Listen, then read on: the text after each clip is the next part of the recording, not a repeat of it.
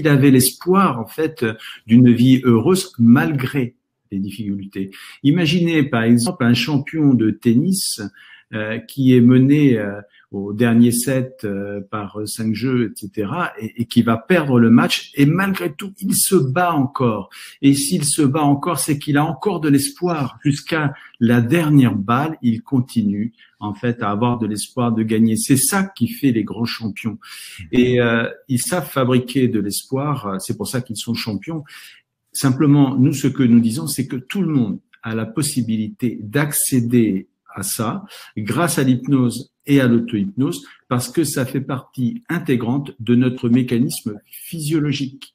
Physiologiquement, nous sommes faits pour survivre aux difficultés. Imaginez un peu l'homme préhistorique face à un mammouth. Il avait l'espoir de s'en sortir, il se mettait à courir vite. Voilà. Et donc, l'espoir est un ingrédient majeur chez l'être humain. Et pour ça, nous avons un formidable circuit à l'intérieur du cerveau, puisqu'on a parlé de neurosciences tout à l'heure, c'est le circuit de la récompense. Voilà. Et le fameux circuit de la récompense. Alors, lorsque l'on a un rêve, et que du coup, s'ajoute au rêve l'espoir de le réaliser, eh bien, il se met en route dans notre cerveau un circuit qui va produire une substance fabuleuse, extraordinaire, qu'on appelle la dopamine. Et la dopamine, dans dopamine, il y a dopé. C'est l'hormone, le neurotransmetteur du bonheur, voilà, et de la joie. Alors, il n'y a pas que ça dans le circuit de la récompense. Mais quand même, lorsque vous êtes passionné, lorsque vous avez envie de faire quelque chose, lorsque vous rêvez fort à quelque chose, vous produisez de la dopamine. Vous êtes joyeux à l'idée de réaliser quelque chose. Alors, il y a d'autres neurotransmetteurs, on en parlera un petit peu, comme la sérotonine, qui est le neurotransmetteur du calme et de la tranquillité. C'est vrai que lorsque le bateau tangue et que l'on a des difficultés, parce que lorsqu'on a un projet, on a toujours des difficultés, c'est normal. Hein, quand on ne veut pas en avoir, eh bien, ça montre qu'on n'est peut-être pas totalement préparé. Se préparer, c'est se dire qu'on va rencontrer des difficultés. Là, on a besoin de calme, on a besoin de sérénité, et on a besoin de la fameuse sérotonine qui se trouve dans le circuit de la récompense. Et évidemment, lorsque l'on a tout ça, lorsqu'on est un champion et qu'on est fatigué, on a besoin d'oublier ses douleurs, sa souffrance, etc. Et là, on a des endorphines.